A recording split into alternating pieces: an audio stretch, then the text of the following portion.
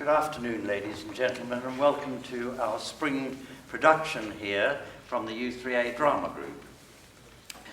This term we're departing from just entertainment and having a look at some other issues in our society.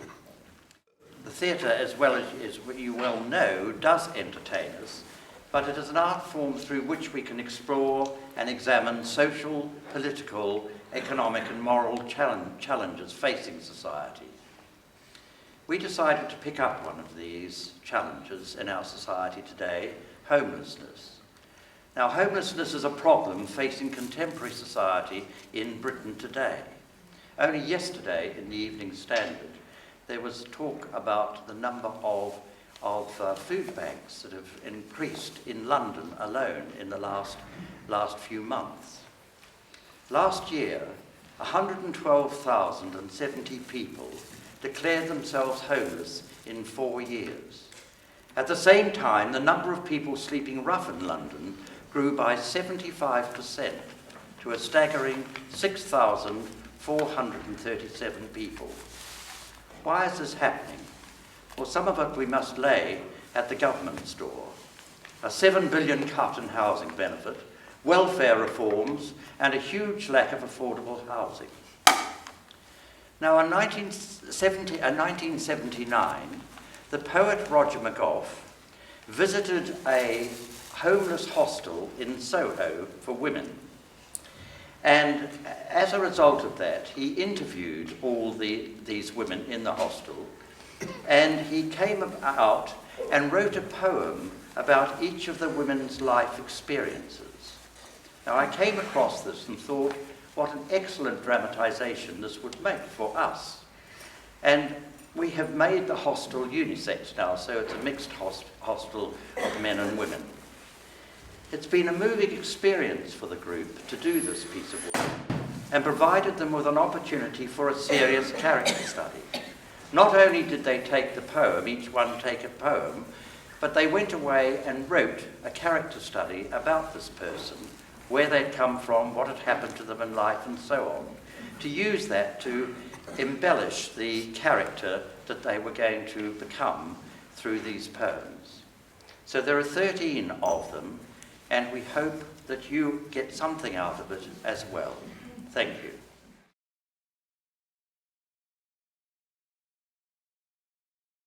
What do I do for a living? Survive. Simple as that. God helps those who help themselves. That's what the vicar told me. So I went into the supermarket and I helped myself. Got 6 months. God helps those who help themselves. Nowadays, I'm a traveller. Mainly in the southwest, and I come back every winter. I love I love what comes down from the sky, the open air. And it's so good. It's plenty of it, and it's free. Everything else, I beg, borrow, or steal. Keep just about alive. What do I do for a living? I survive. It runs like duck's water off my back, what people say. How do they know? They seem to think I enjoy looking shabby, having no money, being moved on from cafes, from warm places. How would they like it? They'd soon sneer on the other side of their faces if they ended up down and out. Up, down and out. Up and down. Out of luck. That's all you have to be. Half of them calling the kettle black. It runs like duck's water off my back.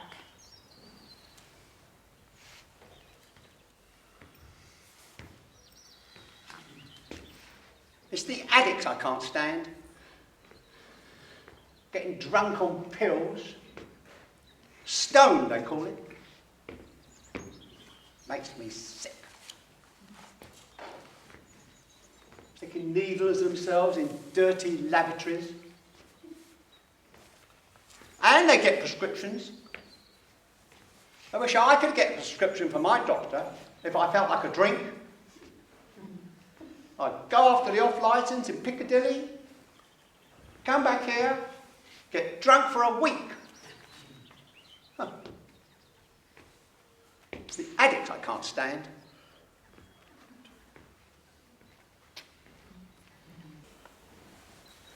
I'm no good. That's what I've been told ever since I can remember. So, I try to live up to my reputation, or down to it. Thieving mainly, and drugs. You get used to prison. Don't like it though, being cooped up. That's why I couldn't work in a shop or a factory. Drive me crazy. Can't settle down. 51 years old and I look 70. It's the drugs. I'll OD probably. Couldn't care less. Rather die young than grow old. I'm no good. That's what I've been told. Now, I'm one of the idle poor. A rose in a garden of weeds. Slightly shriveled, of course, but a special thing after all. Retrobata inebriata. I was born into the leisured classes. No doubt you can tell. Born rich and married rich as well. Too much leisure, that was the trouble. And drink. Cost me a husband, a home, a family. Now, I've only got a roof over my head, this bed. Perhaps I don't deserve more. I was born one of the idle rich. Now, I'm one of the idle poor.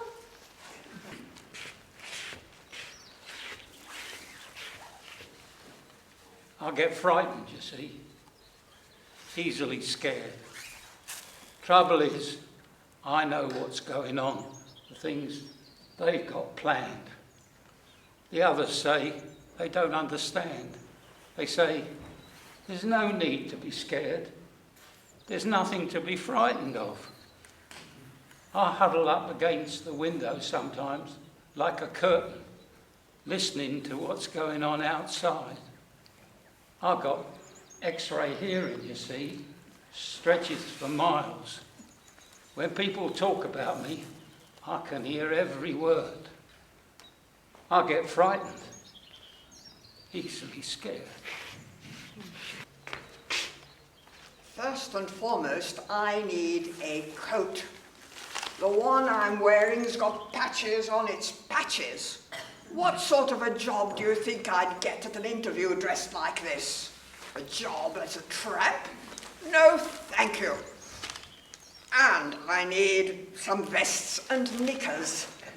None of your fancy stuff. And shoes. 2 pairs. Leather. But don't argue with me. I know my rights. Refuse, and I'll take you to court. First and foremost, I need a coat. I try to take up little space. Keep myself to myself. I find the best way to get by is to say nothing. Don't argue. Don't interfere. And there's trouble, lie low. That's why I wear a lot of grey. Helps me hide away. Blend into the background. I eat very little. Don't smoke or drink. gets me through the day. That's the trick. Quickest way to heaven. Say my prayers every night, just in case. I try to take up little space.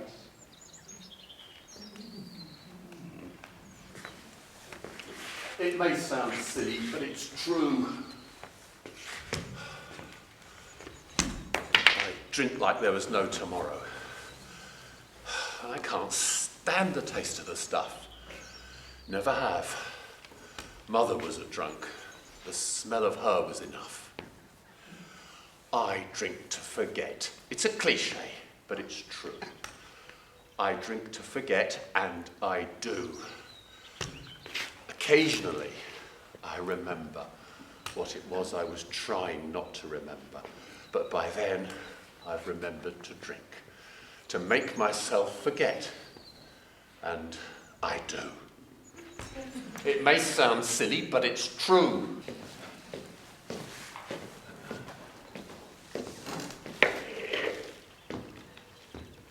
I would have liked children, I suppose. A family and that. It's natural. It's too late now. Too old. The trouble is, I never did like men. If I'd have been born pretty, with a nice figure, I might have liked them, men and sex and that. But I'm no oil painting. Had to accept that fact right from the start.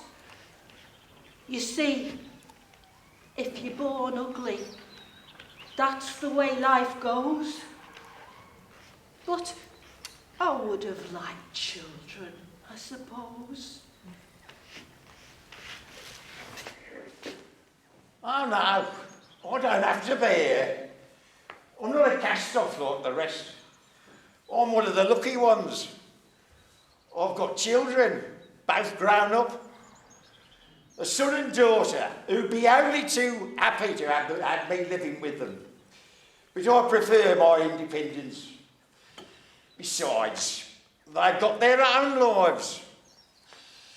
But I'd only have to pick up a phone and they'd be over. Or send money. Or I could afford a room in a nice, clean hotel somewhere. No, I don't have to be here.